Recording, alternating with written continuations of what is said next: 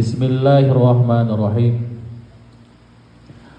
Assalamualaikum warahmatullahi wabarakatuh. Alhamdulillahi rabbil alamin. Assalatu wassalamu ala ashrafil anbiya'i wal mursalin Sayyidina Muhammadin wa ala alihi wa ashabihi ajma'in, amma ba'du.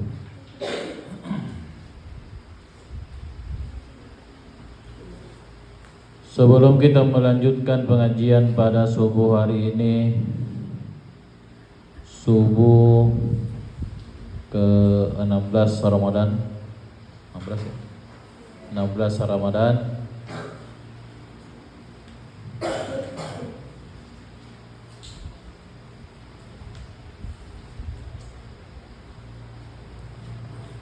untuk lebih berberkahnya kita kirimkan surat Al-Fatihah kepada baginda Nabiullah Muhammad sallallahu alaihi wasallam, kepada kedua orang tua kita masing-masing, kepada guru-guru yang pernah mengajari kita, serta para ulama dimanapun mereka berada.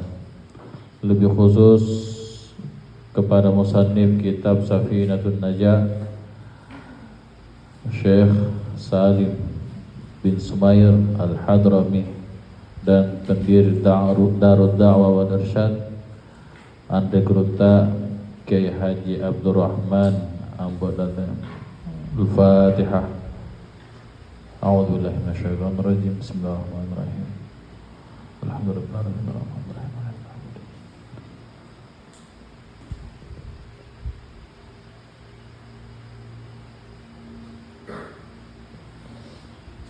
Pembahasan kita pada subuh ini tentang gambaran-gambaran makmum atau bermakmum.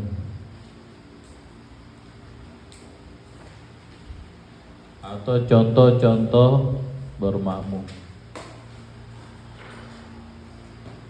Ada laki-laki normal, ada perempuan, ada laki-laki bahasa Arabnya rajul, ada perempuan bahasa Arabnya imro'ah, ada laki-laki dan perempuan bahasa Arabnya khunsa. Orang yang memiliki jenis kelamin laki-laki, laki-laki. Orang yang memiliki jenis perempuan, kelamin perempuan, berarti dia perempuan. Orang yang memiliki dua jenis kelamin, punya jenis kelaminnya laki-laki, punya juga jenis kelamin perempuan, itu yang disebut khunsa. Bukan bencong yang dimaksud dengan khunsa. Bencong itu laki-laki, tapi dia bermodel perempuan. Jenis kelaminnya cuma satu, yaitu laki-laki, cuma agak loyo. makanya dia bencong namanya. Tapi persoalan dia posisinya di mana di dalam agama, posisinya dia adalah laki-laki. Ada perempuan fisiknya seperti laki-laki, rambutnya pendek seperti laki-laki, dan bergaul dengan laki-laki. Bahasanya kita di sini apa? Balaki. Tapi itu di dalam agama namanya tetap perempuan, imrah. Tetap perempuan karena jenis kelaminnya cuma satu, yaitu perempuan. Sedangkan ada istilah khunsa itu kalau ada orang yang berjenis dua kelamin dan kedua-duanya aktif, itu namanya khunsa. Terus bagaimana misalnya kalau dia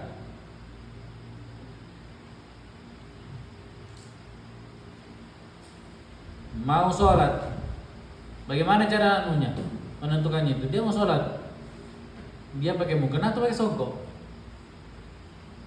Perhatikan dirimu sendiri, bukan dirimu. Perhatikan ya dirinya sendiri. Perhatikan lebih condong ke mana matahari. Kalau lebih condong ke laki-laki berarti laki-laki. Kalau lebih condong ke perempuan berarti dia perempuan. Maksudnya kalau buang air kecil yang mana mengalir, yang mana kencang berarti dia itu. Atau dia tidak punya rahim, dia punya kelamin perempuan, tapi tidak punya rahim, berarti dia laki-laki. Maksudnya dianggap laki-laki. Tapi persoalan imam dan makmum, persoalan berjamaah, ada aturannya bagi orang yang berjenis kelamin dua atau khunsa.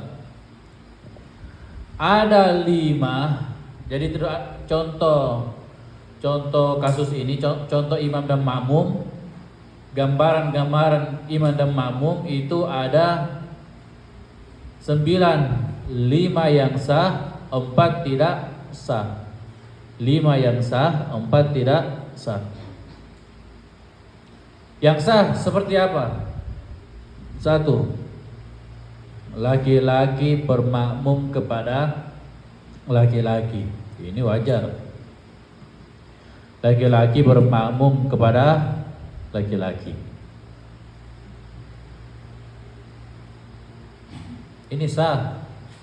Gambaran yang kedua, wa qudwatim ra'atin birajulin.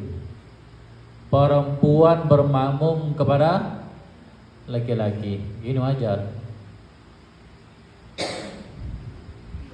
Tapi di sini ada catatan. Kalau ada orang yang imam itu laki-laki, yang makmumnya satu orang dan dia bukan mahram, maka berjamaahnya tidak sah.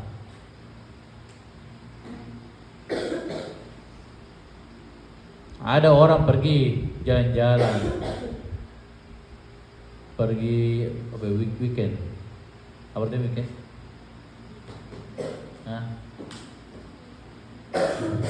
Intinya pergi jalan-jalan sama pasangannya yang bukan mahram. Kemudian sehingga sholat asar. Dan karena laki-lakinya ini katanya ustaz pergi pacaran.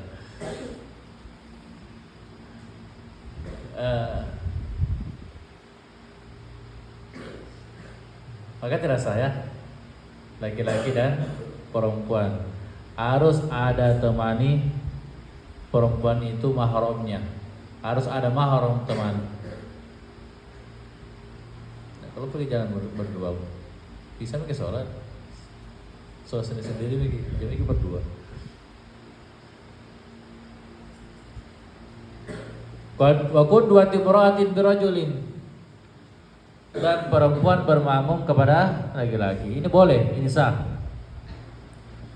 Faqudwati khunsa birajulin. Itu khunsa dianggap apa? Laki-laki atau perempuan? Nah, di sini coba perhatikan. Faqudwati khunsa birajulin, dan khunsa bermakmum kepada laki-laki.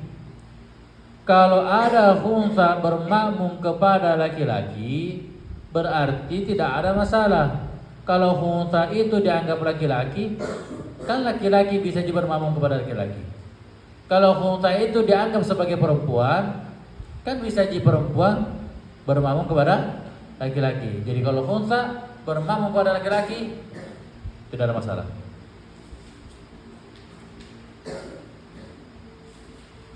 Yang keempat, perempuan bermakmum kepada khunsa.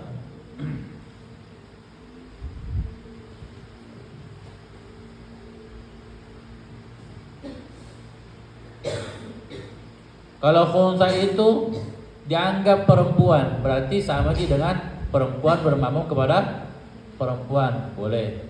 Kalau khunsa itu dianggap sebagai laki-laki, lebih-lebih boleh, karena perempuan bisa bermakmum kepada laki-laki. Sedangkan yang kelima, faqudwati imra'atin bimra'ah. Faqudwati imra'ah bimra'ah. Makmum perempuan bermakmum kepada perempuan. Ini umum. Ada 4 yang tidak boleh. Siapa itu? 1. Qudwati rajulin bimra'ah. Laki-laki bermakmum kepada perempuan. Kalau ada perempuan hafizah, qari'ah, pintar tilawah, ahli fikih, kemudian suaminya orang biasa, bukan petilawah, bukan ahli fikih, tapi dia tahu sholat,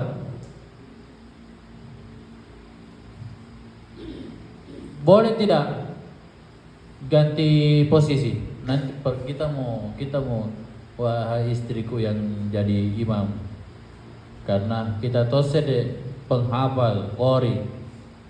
Bisa tidak begitu? Tidak bisa.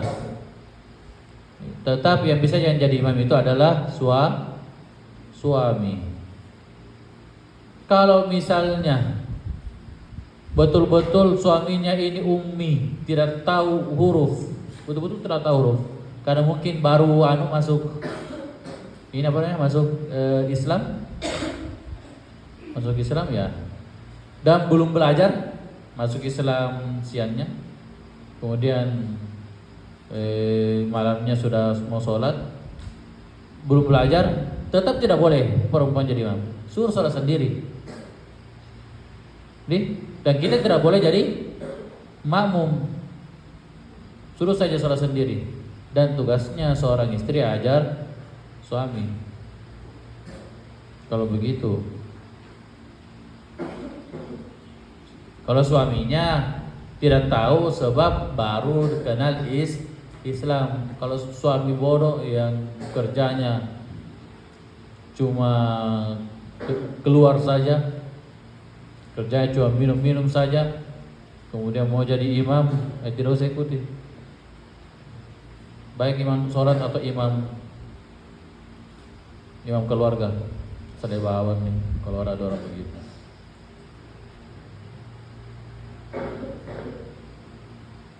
Faqudwati rajulin bi khunsa. Laki-laki bermakmum kepada khunsa. Ini yang tidak boleh ya. Kenapa laki-laki tidak boleh bermakmum kepada khunsa? Karena jangan sampai khunsa itu dianggap atau aslinya adalah perempuan. Yang ketiga, qudwati khunsa bimra'ah. Khunsa bermakmum kepada perempuan. Kenapa khunsa dilarang bermakmum kepada perempuan? Dikhawatirkan khunsa ini laki-laki, masa laki-laki bermakmum kepada perempuan. Wa qudwatil khunsa bi khunsa. Nah ini, bagaimana kalau ada sesama khunsa? Ada 2 orang sama-sama khunsa. Sholat sendiri-sendiri, jangan sholat berjamaah. Kenapa? Jangan sampai statusnya terbalik. Kita tidak tahu khunsa makmum dianggap sebagai ternyata laki-laki, ternyata yang jadi imam itu khunsa yang dianggap sebagai perempuan. Bagaimana Ustaz kalau bisa diatur? Kamu nak jadi laki-laki, kamu sebagai laki-laki, saya sebagai perempuan. Boleh tidak? Tidak boleh. Makanya khunsa tidak boleh bermakmum kepada khunsa. Kemudian kita masuk ke syarat jamak takdim.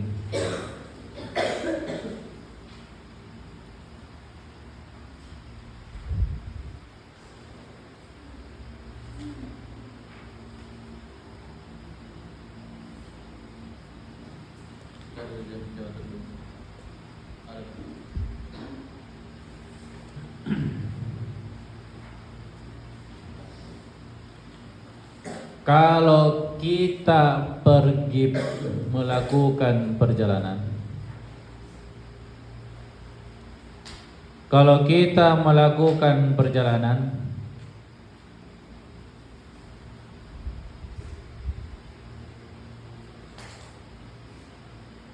maka agama memberikan rukhsah.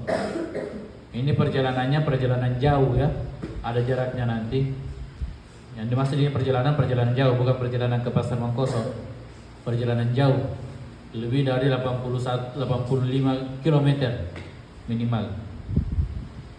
Kalau kita melakukan perjalanan, maka di sini ada rukhsah, keringanan. Dan Allah tidak suka kalau ada orang sudah dikasih rukhsah tapi mosok jagoan, mosok janu, mosok kuat. Karena ada itu orang berpikir begini. Ada orang berpikir begini. Buat apa sekarang sholat jamak? Buat apa sekarang sholat qasar? Di mana-mana ada masjid. Tidak usah qasar, tidak usah jamak. Di mana-mana ada masjid, mending singgah. Kalau kita sudah dikasih rukhsah oleh Allah, maka ambil rukhsah itu. Ibaratnya contoh, kita saja sebagai manusia, kalau ada orang dikasih sesuatu baru tidak nak kasih, kira-kira kita tersinggung tidak? Kalau misalnya kita kasih orang sesuatu, sudah dibuatkan, sudah dikasih hani, dikasih rukhsah, kemudian orang itu dengan soalnya mengatakan tidak butuh kira-kira masuk.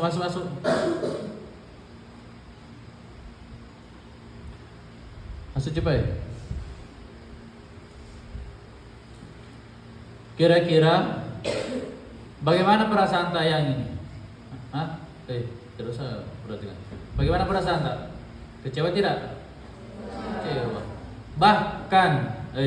Bahkan kalau ada orang puasa sunnah, kemudian dia pergi bertamu dan tuan rumah menyediakan hidangan, maka makruh hukumnya kita puasa. Yang awalnya sunnah menjadi makruh. Sudah dibikinkan kari ayam, apalagi ayamnya itu dikejar maghrib, ditunggu sampai ayam itu betul-betul diam di kandangnya, di atas pohon, dimanja lagi pohonnya supaya bisa didapat itu ayam. Kemudian dipotong, panggil Pak Imam untuk potong. Dimasak, beli di pasar, beli bahannya, dikari sampai kita datang dengan soknya kita katakan, "Oh maaf saya puasa." Masya Allah. Kalau begitu, ya kita harus menghargai orang yang memberikan kita hidangan. Paham tuh? Kalau ini puasa sunnah, kalau puasa wajib tidak. Ada orang panggil kita makan coto, ini bilang Ustaz, tidak boleh menolak orang kalau panggil kita makan. Nah panggil kita makan coto, sehingga ki Ustaz, sehingga ki becek makan coto. Udah bilang Ustaz bisa Ji. Ini puasa sunnah ya, khusus puasa sunnah. Makanya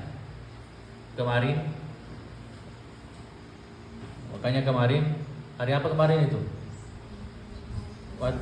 Bukan ya? Ya, selesai. Maksud saya sini kemarin waktu acaranya Ustazah Urma. Waktu acaranya Ustazah Urma. Hari apa di situ? Iya, bukan hari Kamis Rabunya saya tanyakan. Nisfu Sya'ban. Kalau hari Kamis, hari Rabu, bukan persoalan itunya. Hari khusus apa? Nisfu Sya'ban. Nisfu Sya'ban itu disunahkan orang berpuasa. Tapi gurunta berpuasa tidak hari itu. Berpuasa tidak hari itu. Tidak berpuasa karena ada undangan.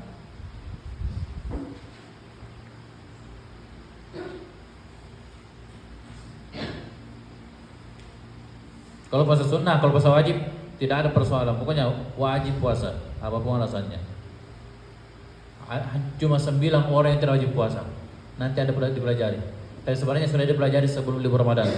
Ada 9 orang tidak wajib puasa. Nah sekarang kita ini kembali. Jadi orang yang melakukan perjalanan itu ada rukhsah, keringanan. Apa keringanan yang diberikan kepada kita bagi orang yang melakukan perjalanan jauh, yaitu jamak dan qashar. Salat jamak dan salat qashar. Apa itu jamak? Menggabungkan 2 salat dalam 1 waktu. Jamak adalah menggabungkan 2 salat dalam 1 waktu.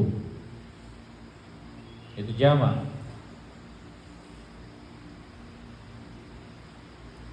Kalau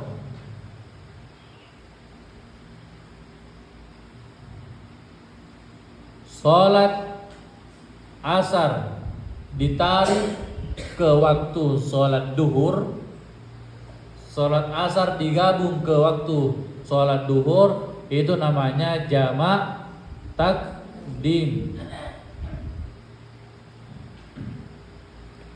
Kalau salat duhur ditunda dan digabung ke waktu salat asar, itu namanya jamak takhir. Jadi cuma 2 waktu. Jamak takhir. Cuma 2 waktu. Duhur, asar, dan maghrib, isya. Tidak ada jamak subuh duha atau subuh dan duhur. Tidak ada.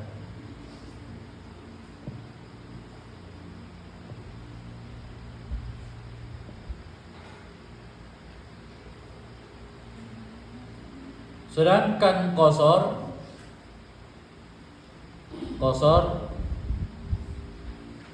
meringkas salat yang 4 rakaat, yang awalnya 4 rakaat menjadi 2 rakaat.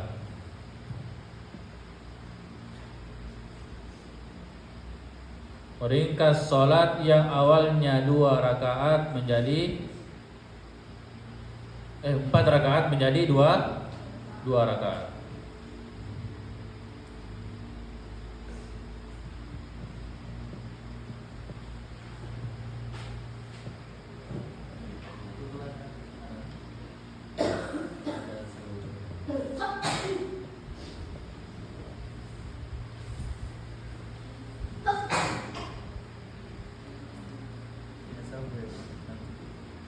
Saya tidur jam 2, bangun jam 4. Jadi tidur berapa jam? 2 jam. Kamu tidur jam berapa? Ada deh.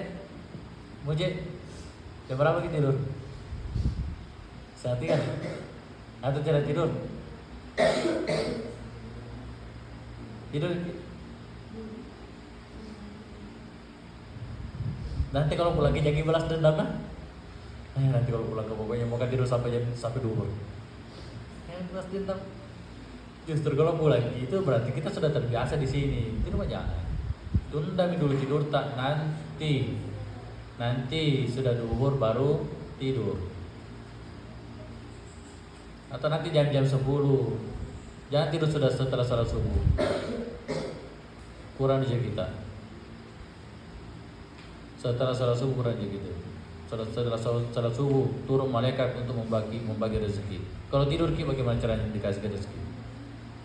Jadi sudah sholat subuh jangan tidur sampai. Bagaimana kalau tidak sholat berarti bisa tidur. Intinya subuh sampai menjelang duhur jangan. Kalau kebetulan ngantuk sekali bisa jam 9 jam 10. Setelah lewat waktu duha.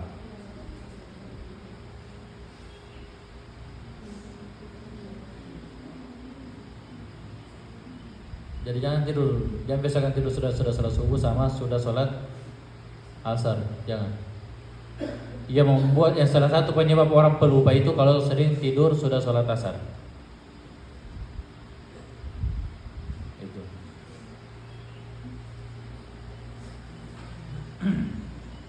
Nah, kembali. Sholat qashar adalah sholat yang awalnya 4 rakaat diringkas menjadi 2 rakaat. Kemudian kalau orang melakukan perjalanan, nanti kan ada syarat-syaratnya. Adakah syarat-syaratnya dibahas ini? Ada di. Dan khusus jamak.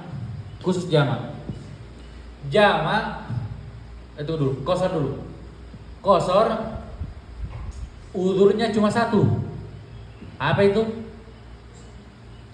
Melakukan perjalanan. Itu qashar. Sedangkan kalau jamak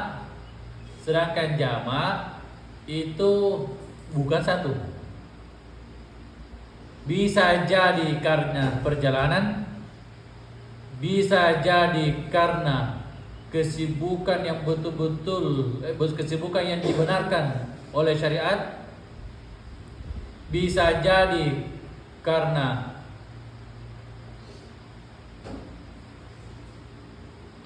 hujan, bisa jadi karena hujan.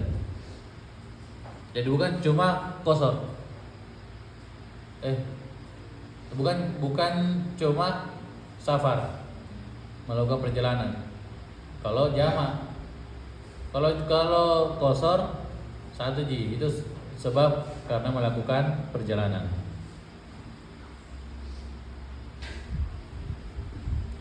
Kalau orang melakukan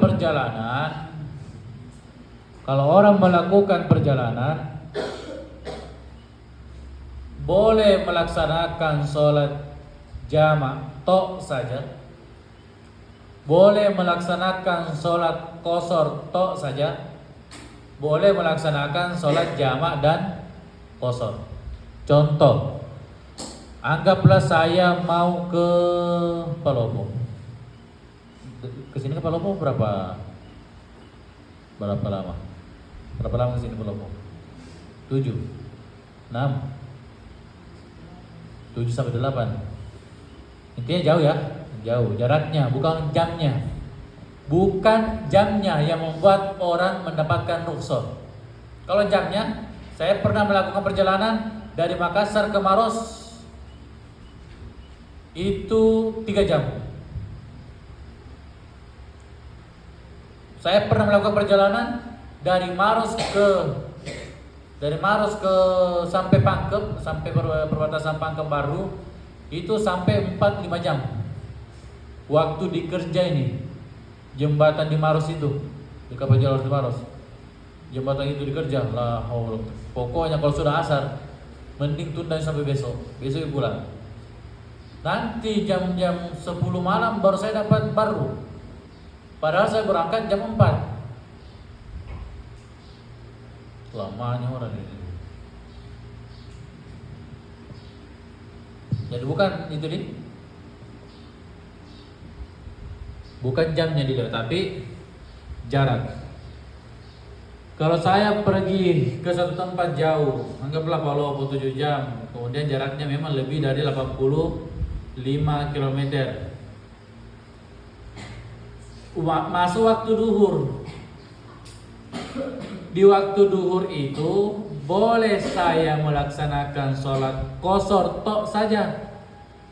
Berarti boleh melaksanakan sholat duhur dua rakaat dengan niat qashar. Boleh melaksanakan sholat jamak tok saja. Sholat jamak tok saja. Berarti sholat asar dibawa ke waktu sholat duhur. Dan rakaatnya tetap normal 4. Berarti itu sholat jamak tok saja. Boleh sholat jamak dan qashar. Sholat asar dibawa ke waktu duhur. Dan di qashar juga 2 tambah 2. Sama kalau sholat sunnah 2 rakaat. Makanya saya kemarin di komen sama siapa? Habib atau Nema Makassar, dari Nema Makassar, sehingga saya sholat 2 rakaat. Langsung ke dia di komen sama Habib. Kan Habib mau berdiri, tapi saya salam, Assalamualaikum warahmatullahi. Langsung nanya Ustazah, Bunda 2 rakaat di sholat saya. Ini sholat duhur 4 rakaat toh? Iya. 2 rakaat di sholat. Berarti sudah mulai berpikir. Kalau Abi sering bertanya itu. Bertanya yang masuk akal. Kalau Abi. Kalau Arzam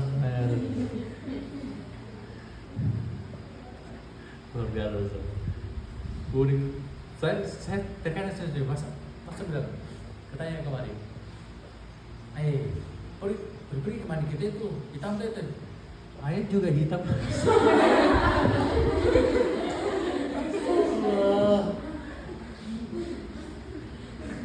Ya, Azam berani begitu, kalau Abi tidak berani. Kalau namanya beda. Saya harus perhatikan 2 itu orang anak itu. Banyak orang bilang kembar ki. Setelah ada orang tua baru lihat, pasti bilang kembar kan? Beda sekali. Satu dikasih begini, itu Abi selalu cari lindungan ke Azam. Abi tidak mau melanggar. Abi tidak mau melanggar kalau bukan Azam mulai. Contoh main HP. Abi mau main HP, pasti nasuh dulu Azam. Azam ada HP. Ambil ke HP-nya ya. Supaya nanti dapat dua-duanya. Kalau Abi sendiri mulai, tidak berani.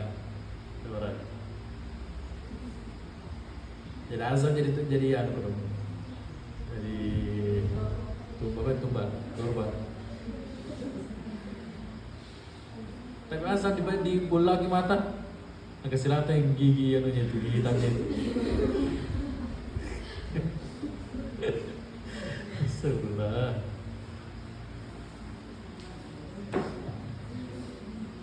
Mau panjang umur semua. Kalian jawabannya umur. Nanti kalau yang kelas 1 ya, atau Sumayan nanti tamat dari Aliyah, sanawiyah dia sanawiyah Aliyah, berarti Abi kelas berapa? 6 tahun ke depan ya, 6 tahun ke depan. Abi sekarang umurnya 9 tahun. 9 tambah 6 15 itu umurnya berapa? Kelas berapa? Kelas 9. Kelas 8 kalau Indah dia ya. Kalau langsung dijawab. Kelas 9. Kalau tidak Indah dia kelas 10 di kelasnya ada nih. Berarti kalian salah satu yang terkenal sudah jadi ustazah yang senior ini. Siva sudah jadi ustaz Siva.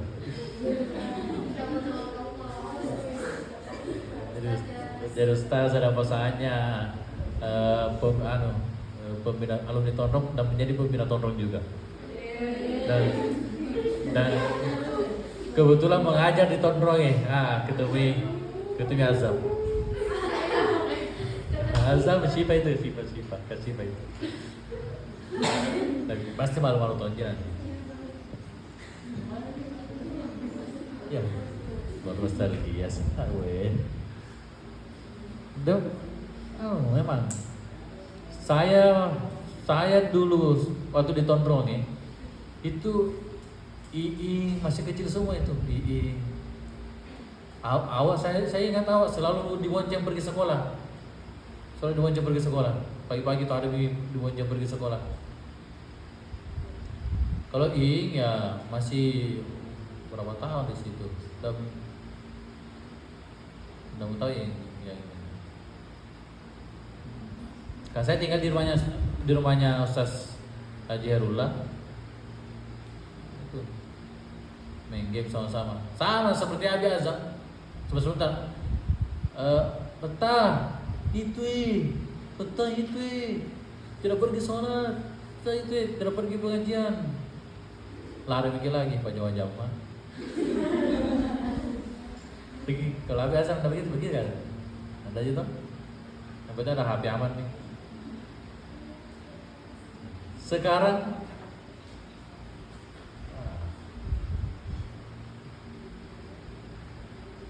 ya, alhamdulillah.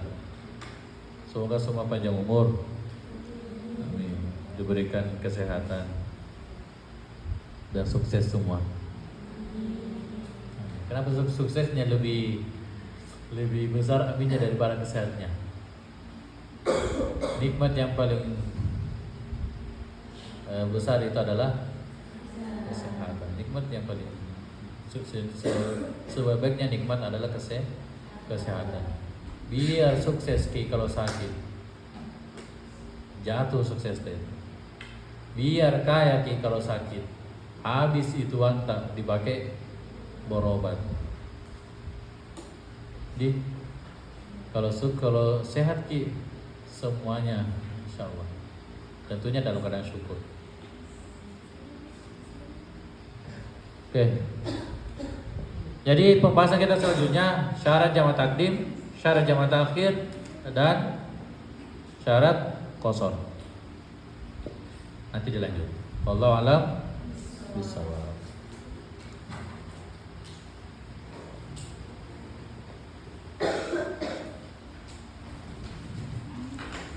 Yang hadir siapa?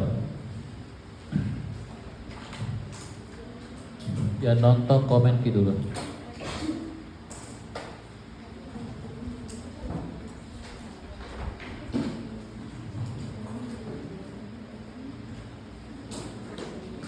Kutanya dulu. Tahun depan bagusnya begini atau Zoom? Pasti di Zoom. Begini atau Zoom?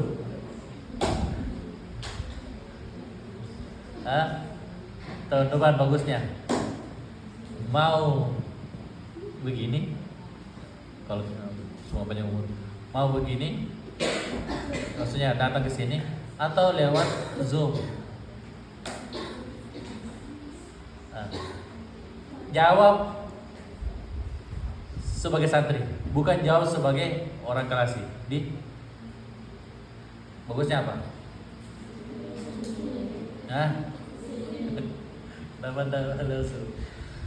Lewat Zoom sebenarnya bagus juga, cuma kalau lewat Zoom itu luar biasa. Di sini saja luar biasa pengaruhnya.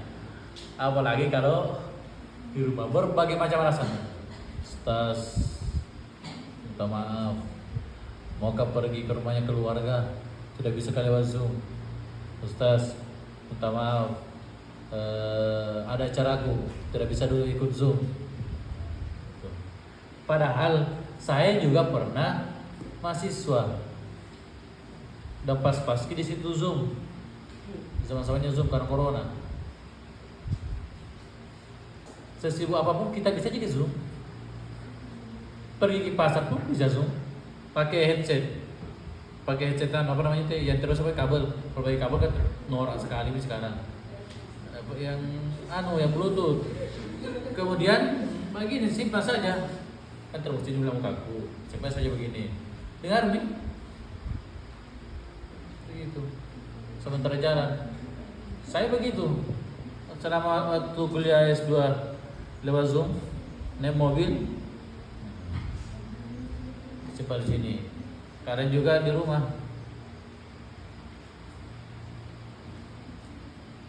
Dan sampai sekarang kalau belajar di pengajiannya budaya setiap hari Sabtu jam 7:30 pakai Zoom. Mau baring-baring silakan, ditutup saja kameranya. Tapi ingat, secara tidak langsung kita digiring ke metode pembelajaran yang tidak berakhlak, kurang adab. Dulu kalau santri lesehan berarti gurunya pakai kursi atau setelahnya kursi ini yang kayak di musola itu, yang lebih tinggi tempat duduknya daripada santrinya. Sekarang bagaimana? Diratakan tingginya guru dan tingginya santri. Bahkan sekarang lebih ada guru, ada dosen itu lebih sering belajar atau mengajar lewat Zoom. Ilmu sampai, tapi akhlak tidak sampai. Makanya kemarin kita waktunya corona tetap belajar. Memang ilmu bisa sampai tapi tidak efektif. Akhlaknya kita tidak bisa jamin. Apalagi kalau sementara pula mengajar ditutup kameranya, baring-baring. Untung-untung kalau mendengar baring-baring. Kalau baring-baring baru tutup mata dan tidur, sama siapa kita menjelaskan? Dan banyak begitu. Secara tidak langsung itu berkurang etika dalam belajar.